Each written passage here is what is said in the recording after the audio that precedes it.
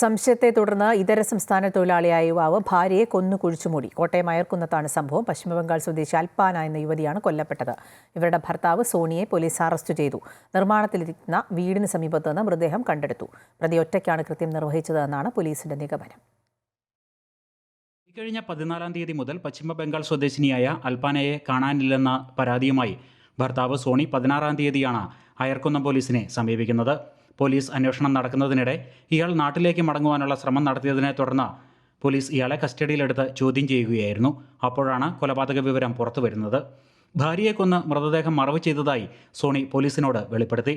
തുടർന്ന് അയർക്കുന്നം ഇളപ്പാനി എന്ന സ്ഥലത്ത് നിർമ്മാണത്തിലിരിക്കുന്ന വീടിന് സമീപത്തു നിന്നും മൃതദേഹം കണ്ടെത്തി. അൽപാനയെ കാണാതായെന്ന പരാതിയിൽ സംശയം തോന്നിയ പോലീസ് ഇയാളെ നിരീക്ഷിച്ചു വരികയായിരുന്നു. ഇതിനിടെയാണ് ഇയാൾ നാടുവിടാൻ ശ്രമിക്കുന്നതായി കണ്ടെത്തി എറണാകുളം റെയിൽവേ സ്റ്റേഷനിൽ വെച്ച് ഇയാളെ പിടികൂടിയത്. ഭാര്യയിലുള്ള സംശയമാണ് കൊലപാതക കാരണമെന്നാണ് പ്രതി പോലീസിനോട് വെളിപ്പെടുത്തിയിരിക്കുന്നത്. അൽപ്പനയ്ക്ക് ഒരു സുഹൃത്തുമായി ബന്ധമുണ്ടായിരുന്നു. പ്രകാശ് മണ്ഡൽ എന്ന് പറയുന്ന സുഹൃത്തിൻ്റെ പേര്. അപ്പോൾ ആ പ്രകാശ് മണ്ഡലുമായിട്ടുള്ള സ്ഥിരം ഫോൺ വിളികൾ ഈ പ്രതിക്ക് നീരസമുണ്ടാക്കുന്നതായിരുന്നു. അപ്പോൾ അതിൻ്റെ അടിസ്ഥാനത്തിൽ പലതവണ പറഞ്ഞു വിലക്കിയിട്ടും അവരുടെ ഈ ഫോൺ കോൾ നിന്നില്ല. അപ്പോൾ അത് വീണ്ടും റിപ്പീറ്റ് ചെയ്തിട്ടും അത് മാറ്റമില്ലാതെ തുടർന്നു.